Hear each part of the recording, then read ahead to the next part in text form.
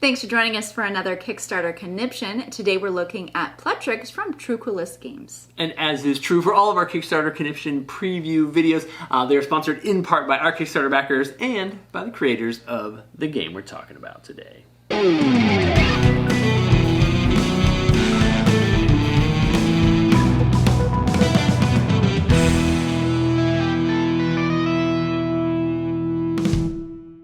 Hey gang, and thanks for joining us today at Tantrum House Studio 3. I'm Will Meadows. And I'm Sara Meadows, and today we're looking at Pletrix from Truquilis Games. This is from designer Javi Janza, and art is from Lorena Yacido. This is a 2 to 6 player roll and write game that takes about 30 minutes to play. Truquilis was kind enough to send us a prototype copy to check out, so let's take a look at how it's played. To start playing Pletrix, give each player their own fillable sheet and pencil, determine the start player, and then have them roll all the dice, and you're ready to begin. The active player will choose 2 sets of colored dice for themselves. They will remove a set of dice for the round, and they will pass all the remaining dice to the player on their left. That player will choose a set for themselves, and then all the rest of the players at the table will use the remaining set of dice. All the players will then use their dice to fill in their sheets. The color of the die determines which location you will be filling in on your sheet, and the shape that appears on the die will be what you actually fill in on your sheet. Each section of the sheet has its own unique requirements, some of them working exactly like the classic Tetris video game, while others may score you negative points for spaces left empty. Play then passes to the next player, who becomes the new active player, and the process is repeated. The game ends when a player has completely filled 3 of their sections, leaving no empty spaces, or if a player has filled in all 3 of their error spaces, then the round ends and the game is over. The player who has the highest score at the end of the game is the big winner. Pletrix is a new roll and write game coming to Kickstarter right now. It follows a lot of the same roll and write rules that we've seen in other places. One player has a few more choices than the others, and then everybody's trying to make the best from kind of what they're stuck with for the round. In the game, you will be trying to fill in those spaces onto your board, and if at any time you can't fill a die onto your sheet, you may have to scratch out one of those error spots. If you do that 3 times, that is one of the end game conditions, and hopefully you're placing them as strategically as possible in order to score big points at the end of the game.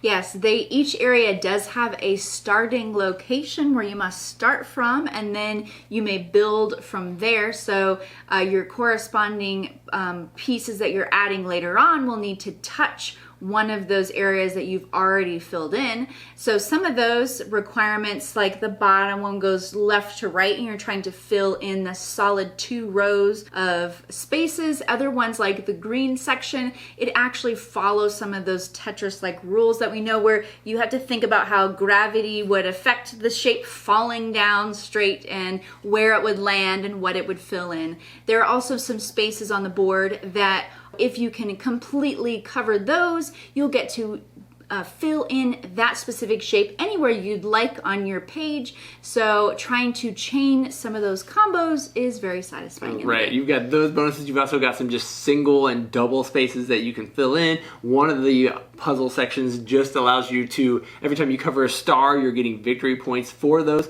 So you have to, obviously be choosy about where you're going to go out on that board to try to fill in all the spaces that you can get. Some of them you want to fill as much as you can because you don't want negative spaces. Some of them you want to fill in because if you get that solid chunk, you're going to get a lot of extra points. And so making that choice is what's good about most roll and write games. This game is also going to come with at least one expansion we got to play with, which featured 2 additional dice. You roll them both when you're the active player. One of the dice affects what's happening on your turn, and the other dice affects all the passive players. So that will determine, I think like 5 of the sides are good bonuses that might give you an additional space or let you choose another color or pick whatever shape you want or things like that. There's at least one side on the die which is negative, and it causes you to lose like a set of your dice. Sometimes the 2 dice can interact with each other, which makes it really interesting. Sometimes you'll get a super great turn where you get a bunch of extra dice for yourself, or you might only get 1 set or something terrible like that. I believe the game is going to feature, the Kickstarter campaign is going to feature a bunch of additional potential stretch goals as well that'll add more and more dice and more expansions to the game. Yes, if this sounds like something you're interested in, you can check out Pletrix. And thank you for subscribing to us here at Tantrum House.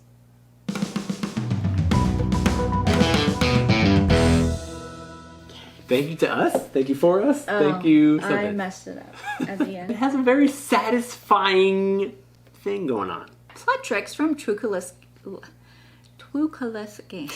I didn't say it. We're looking at Avijanza, and art is from Lorena Justito. This is a 1 or 2 to 6 player. 2 to 6 player. Thanks for messing it up. I got it right. I did it on purpose.